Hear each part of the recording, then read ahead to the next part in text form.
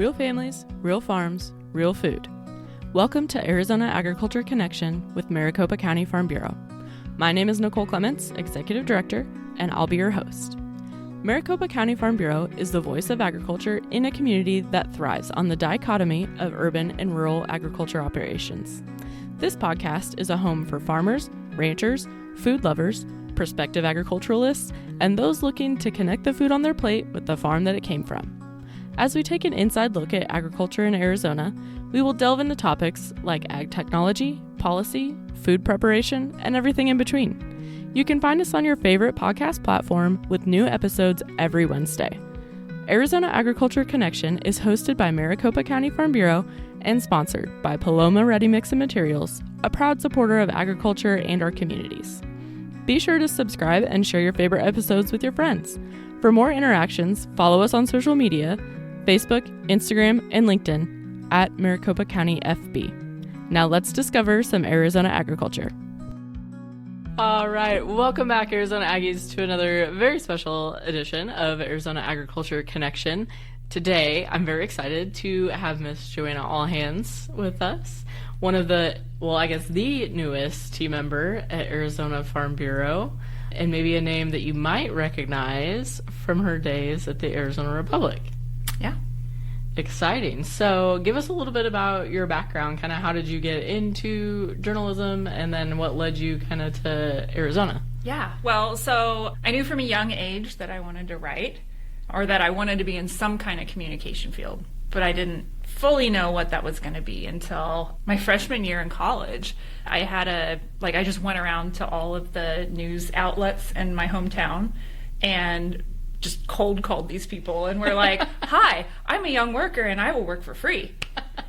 And so, yeah, I went to the radio stations, I went to the TV station, I went to the newspaper, and I ended up getting several offers, and the newspaper was really kind of the one that I wanted the most, and I got it.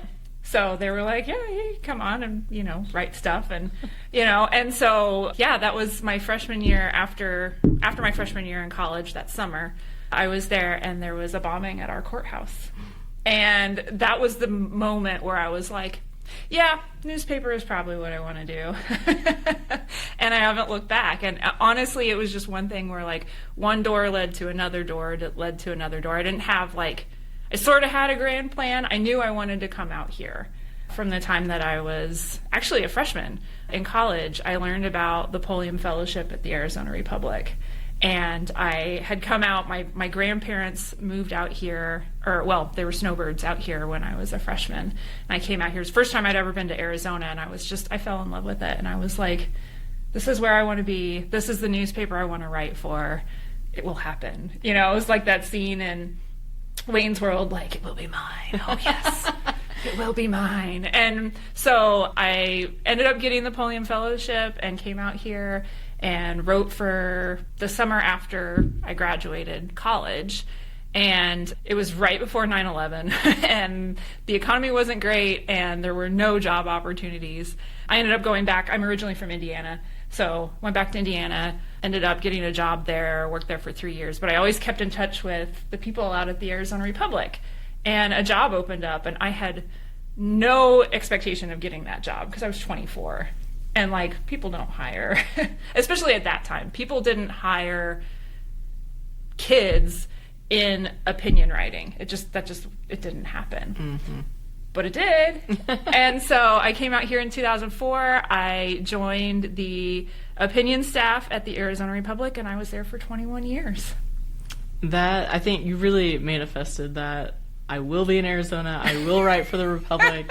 And I love that so much. And if you're Gen Z and you're listening to this, just YouTube Wayne's World. You won't be disappointed. It's fun. So with that, and we kind of talk a little bit about career paths and things on this podcast too at times. So that you had a plan. And sort of. You sort of had a plan, yeah. Which is more than some people. But even though it didn't go exactly, how you would hope, right?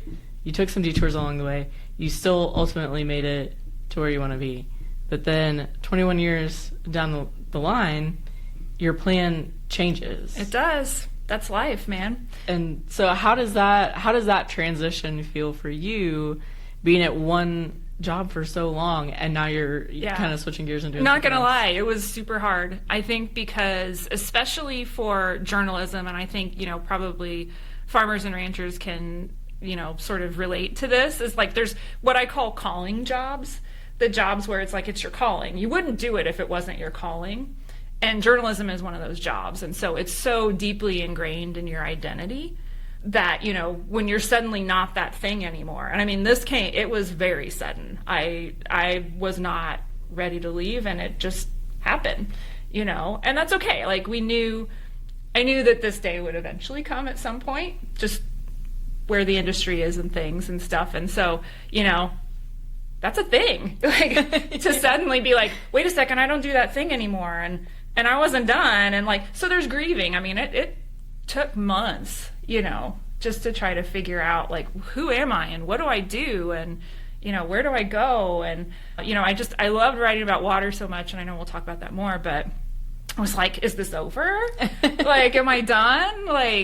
I don't know. And I literally had no plan. And if you know me, I am a person who has backup plans to backup plans. I'm one of those people that thinks ahead a million miles, And so for me to just be out there, I didn't have a resume together. I didn't have anything. I mean, it was just there were no prospects at all. And I was like, I don't know where I'm headed, but okay. But I'll tell you, when life throws curveballs like that, and it does, life always will throw a curveball. It's okay. You can roll with the punches, and you can still get to a place where you're good. So yeah, it's hard, but it works. Absolutely. Yeah. With that, so as kind of a lover of traditional journalism, right? I grew up at one point, I was like, I'm going to major in ag journalism, and then realized that the place where I was going to school didn't even have that major. So no. I was like, I guess I'm not doing that. But when we see this transition, because we've seen it all, right? From, our kind of age group, I don't know, I'm millennial. I'm a little older than millennial, but yeah. But same time span, right? So we've seen the technology go from, bag phones to flip phones to the first iPhone and smartphone, and now, where we're at today. But we've seen the evolution from, when the first social media was Zynga and MySpace, and then you had to have a university email to even have a Facebook. Yep. Which I did early because I was taking dual credit classes in high school. You were and an had early a university adopter. Email. Don't tell anybody, I guess. But we've seen the switch, and I feel like the method that people are consuming their news and their journalism pieces, I feel like that switch has happened so rapidly because we kind of have watched it evolve and evolve and evolve, and then it, to me, almost felt like overnight. Okay, well, now we're no longer getting newspapers, we're not reading magazines, everything is on the internet, right. Everything is on social media. How does that change what you do? Oh, totally. I mean, I can remember, coming in as a young journalist when I started here in 2004 full time, at the Arizona Republic, and what my job was like then versus just how it changed over just a smattering of years, and really I think things were changing, things were moving. Everybody knew we have to figure out something.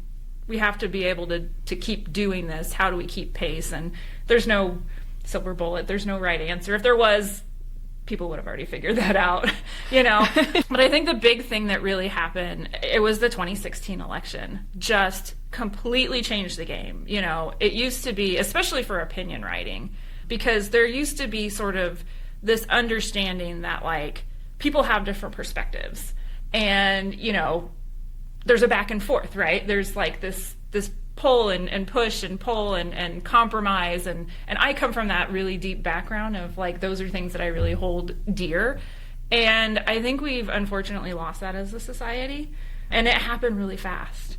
And, I'm not sure that we've really fully figured that out. I mean, one of the things that we've known is journalism has become so fractured, right? There's like, it's not everybody reads the newspaper anymore. Everybody even watches TV, you know, that's like, these things don't happen. You don't have these mass audiences. It's all, you know, here and there and here and there. And you just kind of, you know, listen to your tribe basically. And there's not a lot of cross-pollination where people with different ideas can get together. So that's been happening, and that's been happening for a while. But the thing I think that is more recent, and to me is more troubling, is that you've got people who have just flat out said, I don't get news. Like, they just have completely logged off and said, and I totally get it, especially because I think there was this trend where everybody moved into, well, it's not everybody, but a lot of people, it was like, I primarily get my news from social media, and social media is so toxic.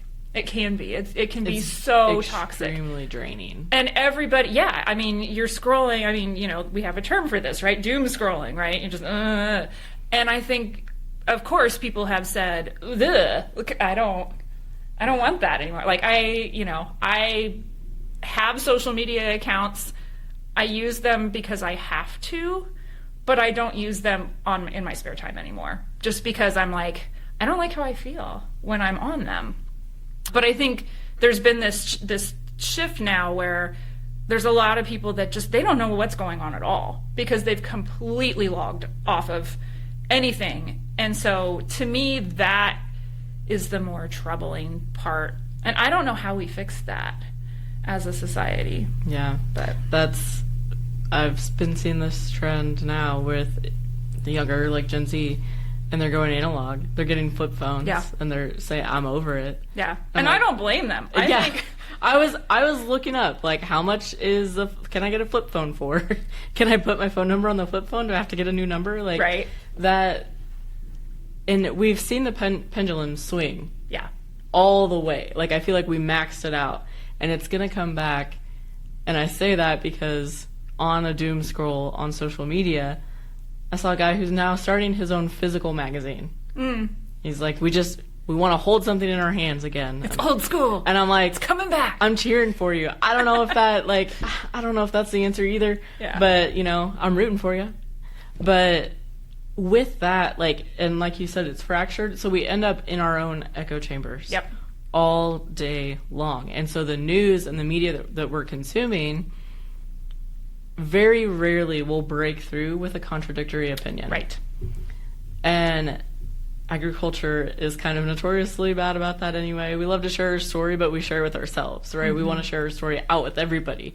So with this kind of dynamic, how do you think is best for agriculture to continue this mission of kind of breaking out of our echo chamber and sharing our story with the world? Yeah, and I think that's a big challenge. And shout out to the Summer Leadership Conference that we were just at. If anybody, I don't know when this is going to air, but, you know, when people hear that, you know, I don't even know if it was recorded, but the tailgate panel that was talking about how do we break out? How do we make sure that we're not so insular? And I think, you know, that's a huge challenge. And I think the big thing, in fact, I've been thinking about that a lot since that conference, about like, so how do we do that? You know, and I think probably the biggest thing is it's all in here. It's all mental, right? It's all deciding, like, I really want to connect with other people that are not like me, and that I am going to do the hard work of finding shared values. And I think that's a thing, unfortunately, it's a skill we've lost. But I think that is the thing, you know, when you have a commitment to say, we're looking for compromise, you know, we're willing to engage with others. And even within the ag industry, you know, there's kind of these little factions, you know, that are kind of here and there, and there can be like little things. And you know, the point that was happening at that panel that everybody was talking about was like, we need to be united. We need to, you know, when we show up and say, here's where we're at, here's what we need to happen, please help us help you understand what it's like for us. Because there's a lot of misunderstanding about what it's like to be a farmer or a rancher, because there's less than 2% of them in the nation. You know, they're just a tiny minority, and there's a lot of people who just don't understand what that's like. And so being able to tell that story, being able to tell a nuanced story, being able to tell a clear story, and being able to just get out there and say, you know, it's kind of like the what the Republican Party used to talk about, the big tent. We need the big tent. You know, there's no tents anymore. I know that's not how politics works, but you know, I think that's the big thing, is just being out there with the willingness to do it. I could agree with that. Like, yeah. That you have to, and that's kind of, I think, the scariest part about any sort of storytelling, journalism, social media, whatever it is, whatever the medium is. It's scary because you have to put yourself out there too. And you have to kind of expose yourself to feedback that you may not necessarily want. And I've heard it all. And that's tough. And I can only imagine, as someone who's been writing on water for multiple decades. Well, I haven't been writing about water for multiple decades, but I think I'm closing in on a decade now in water. But. So how did you get kind of this interest in the water topic? I mean, because everybody knows the water topic in Arizona, right? But how did you get kind of this knack? It's completely by accident. Totally by accident. So it was probably about 2017-ish. It was during the whole drought contingency plan thing, and there was this tiff happening between the Department of Water Resources and the Central Arizona Project. And Tom Bushatsky, who is the head of ADWR, the water department, had sent in an op-ed to us at the Republic that was like, they're not playing ball. And like, so, and I was editing that, and I was like, we have, you know, regular editorial board meetings and stuff, so I brought that to one, and I was like, you know, I think something else is going on here. Like, there's something deeper to this. I was like, somebody should go, you know, check it out. And the answer that I got was, yeah, someone should probably do that. So I was like, well, okay, curiosity gets the cat, right? So I made a few calls, and I ended up writing a story. I don't even know where that story exists anymore, and I probably would cringe if I read it because, you know, I didn't know anything. But I realized really quickly that, like, this is the most important issue facing Arizona, because if we don't have water, we don't live here. I like living here. So that was the thing. That's what got me into it. And I just, you know, started making calls and going deeper and getting really nerdy and reading all of these, you know, studies and understanding law and, you know, policy, and just getting super into the weeds about this kind of stuff. Just because to me, it's so nuanced and complex, and because I'm, I don't know, half psychopath, I guess, I really like things that are nuanced and complex. I like stuff that there's no, you know, black and white answer, because to me that's how life is, right? Nothing's ever really totally just one or the other. There's always this gray area in the middle, and you know, I tend to see a lot of those shades. So it's right up my alley, you know, because there's never, I mean, people say this, you know, the joke in water is, you know, there's never a yes or no answer in water. It's always yes, but, you know, or no, but, you know, there's always some little exception or something that always proves the rule. And so I like that. I like that. And I like being able to have this conversation where at least some things are becoming more partisan in water, but still, by and large, it's a bipartisan thing. And so it's something where you can bring a lot of people together and find those shared values and talk about compromise. I mean, I was a broken record for that in all of my, you know, columns at the Republic, was just, you know, there's a way that we can figure out how to do this if we're willing to come together and find those shared values. I keep saying that, but I mean it, you know, because there are things that we all hold dear, and there are things that, you know, we can live with and things that we can't. And when you find those places, that's where policy happens. That's where you can find, you know, the space in between where we can live. It is such an incredibly intricate topic. And when I think about, for me, like laying out Arizona's water situation, right? It's like a spider web, because everything is connected, but also sometimes not, and the levels that you have to go through to get anything done, basically. Yeah. So how do you take such an intricate topic that's incredibly complex by design and also in language, and then translate that into something digestible by consumers? Yeah, I think it comes back to what's important, right? What are the things that people want to know? What are the things that they don't understand? And sometimes I do get into the weeds a little bit. I try to stay out of them generally, but the piece that I just did recently explaining the Yuma water situation, totally in the weeds, but totally important, because people need to understand why it's so hard for the Yuma irrigation districts to offer up water. And that's going to be something that is so crucial to how we move forward, depending on how deep the cuts are to the Colorado River. And people are going to need to understand that. So that was one of those things. But yeah, I think it's getting into those pieces that it's like, well, you need to understand this, because this is how you survive. This is how, cities continue and farmers continue. And, I think that's the big thing. And just trying not to use the technical terms. When I'm doing the interviews, I get super in the weeds and, use acronyms and all that kind of stuff. But when I'm trying to explain it to a wider audience, then it's more like just try to explain what it does, not necessarily what the terms are and all that kind of stuff. I think that hopefully, I don't know, maybe people can tell me if I'm right. Hopefully that helps. It is so complicated. I think every time I sit down to write about anything that has to do with Arizona water, it's honestly pretty intimidating, because there's so much that goes into it, and it is very divisive. It feels like I think a lot of the media that we see oftentimes is divisive on the topic, which I don't think does anyone any good. No, and I think that's the problem, is that there's a lot of demonization that occurs in water.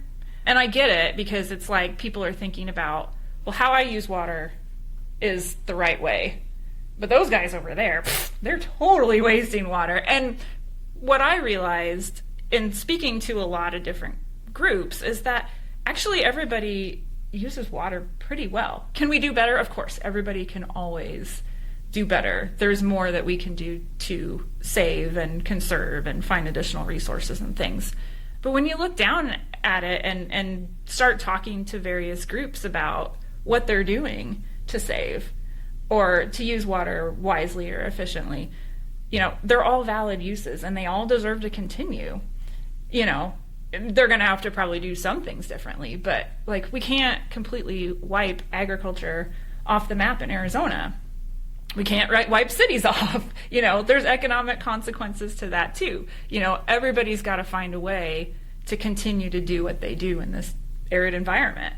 And so, that's the thing, is that I always feel like when people can sit down and start understanding, okay, maybe you don't use water the same way as I do, but you're still valid. And there are probably things that we can do if we put our brain power together to try to, raise the tide for all the ships. Then, that's the broken record that I always continue with, is you guys got to keep moving. You got to keep, working on those compromises, because that's the only way we survive. If everybody, and that's the thing that scares me the most about where the Colorado River discussions are happening, is everybody is so into me and mine and preserve myself and not you, and the court fights that will result from this will kill us. Yeah. On that note, sorry, I know. On that happy point, it's so funny when I talk about water. I always get to a point with people where they're like, "Well, good God," and I'm like, "I'm sorry, I don't mean to be the person that's terrible doom and gloom," but but that's the reality, and that is the literal state that we live in. And I think that is kind of what it comes down to, right? Yeah. Like, understanding the topic enough to know that something has to be done. Everyone's going to have to give up something. You know, I got a notice from my water company this week that they've applied with the Corporation Commission to raise rates. Yep. Double. Yep.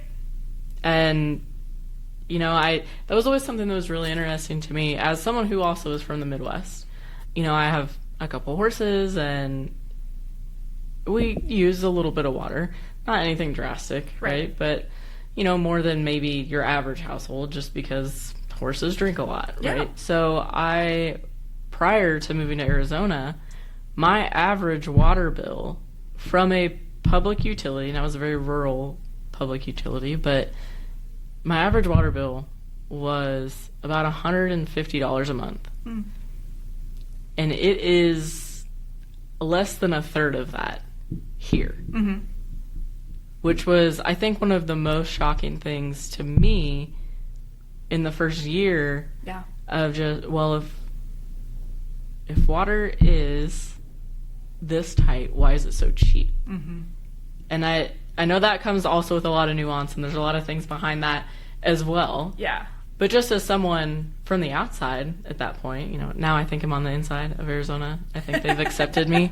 But from the outside looking in, I mean, that seems like a right off the top kind of question is, why is the water so cheap? And the corollary to that I hear a lot is like, well, water's so cheap and that's why everybody wastes it. And it's like, well, not really. Are there wasteful people? Yes, but not really. When you start looking around at all of the things that we've done, we've actually done a lot more than other places. Like, talking with, you know, some folks from Indiana, where I'm from, they have like no water law there at all. None. And the interesting thing is, like, they're starting to have these very early vestiges of problems. And people were like, you know, like, they know that I'm into water, and so they're calling me, and I'm like, you're screwed, dude.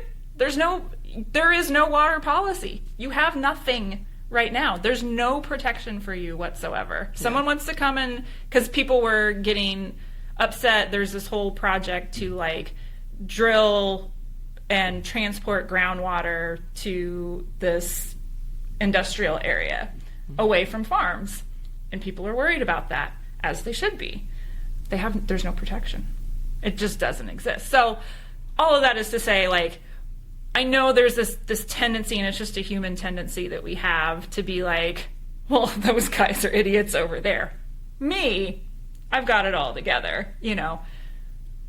In fact, we've actually done quite a bit here in Arizona. And that's why, you know, having such low water rates is such a testament to, like, for how long we were able to do that. You know, now we're kind of hitting that reckoning, and it's just, it's a thing. It sucks. I live in Gilbert. You know, I'm not one of the higher water users, and clearly the higher water users in Gilbert are the ones who have been hit the hardest with the rate changes that have occurred here. But I mean, you know, it sucks that I pay way more now. I used to pay like $80. Now I pay $150, you know, and we're like 3,000 and 4,000 gallons a month. We are like nothing. And still, you know, we have a lot more. That's going to happen. Water is going to get more expensive because of supply and demand. There's a lot less of it. And so it's going to be more expensive to convey to us. I don't think people understand that. They haven't gotten that yet. And so there's a lot of people are freaking out, you know. And I heard this once from somebody. They said, like, well, you don't think anything twice about, you know, paying $100 for, you know, Netflix or HBO or insert your streaming whatever here, but $100 for water, suddenly you're like, oh dear God, we can't have that. And it's like, well, priorities, guys. You know. Yeah, I mean, I'm not much of a TV person, but yeah, I'd rather have water than Me too. Netflix. So you know, if it came down to it, that's what I would choose. But I think we see it a lot too, I think, in kind of all of these life needs, right? So like your utilities, your groceries, your rent, mortgage, whatever that may be, you know, fuel, and just all of the things that we pay for to live on a daily basis. Like, you know, that bare minimum of what you need to exist as a human. Yeah. And the cost is up for all those things. And I think that's the hard thing, is because all of the costs are coming together of all of those things. You know, fuel is way more expensive. You know, prices at the grocery store are just up. They just are, you know, like all of those things come together and people, you feel completely pinched. I totally get it. Yeah. We went from journalism to water to groceries, and that's how I roll. I love the variation, so hopefully it's entertaining. But I want to take a minute, kind of maybe switch gears a little bit. So you have specified in water for the last decade, right? And you've done a very good job of it. Thank you. Good enough job that we actually gave you an award for it. If nobody's seen the pictures from last year, Joanna is our 2025 Maricopa County Farm Bureau Ag Communicator of the Year. Thank you. That was a huge honor. Yes, we were very glad. And so then when I heard that you were on the team, well, that just makes my day. Yay. But how did you transfer that kind of interest in water into an interest in agriculture? Yeah. Well, I think, there's a lot of things.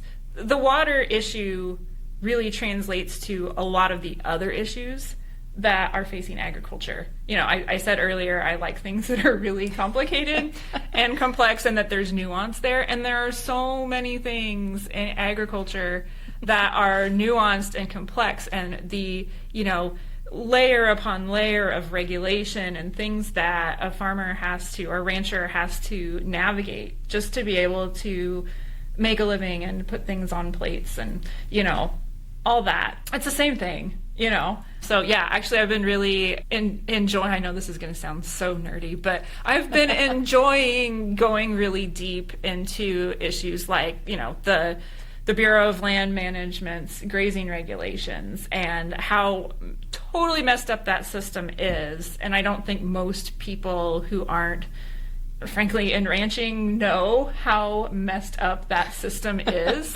And Forest Service too with grazing regulations, but just how messed up that is. And, so here we're trying to right it now and fix some of those things, but, does it totally fix it?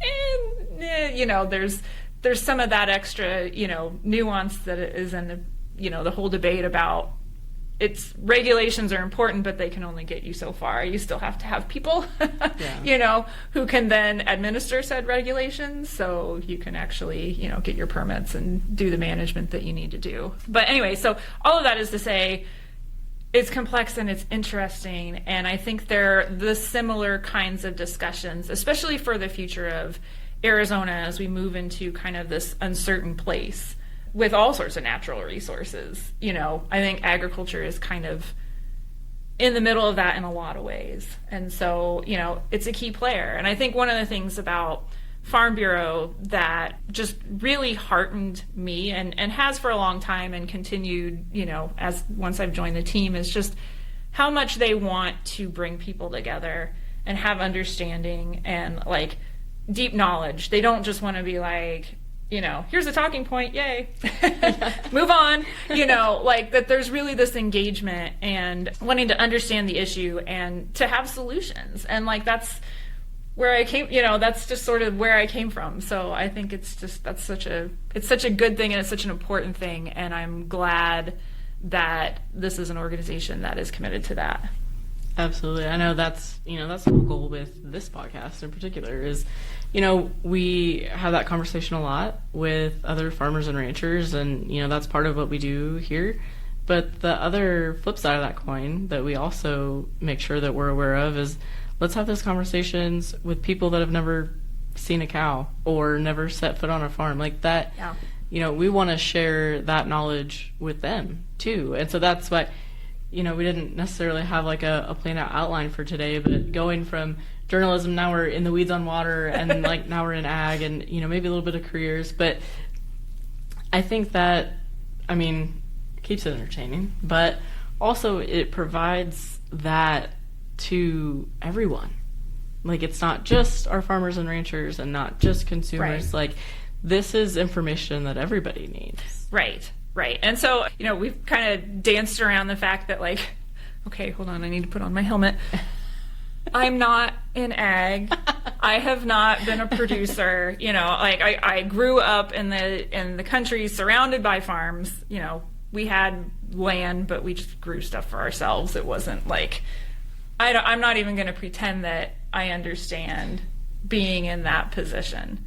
But hopefully, and you know, I mean, hopefully if I do things well, and hopefully I earn the trust of folks that they can see that, like, I want to tell your story, you know, and I want to translate that story to people like me or beyond who are like, I don't know, I go to the store and buy stuff, right? Like, they don't know what it takes to get all of that there.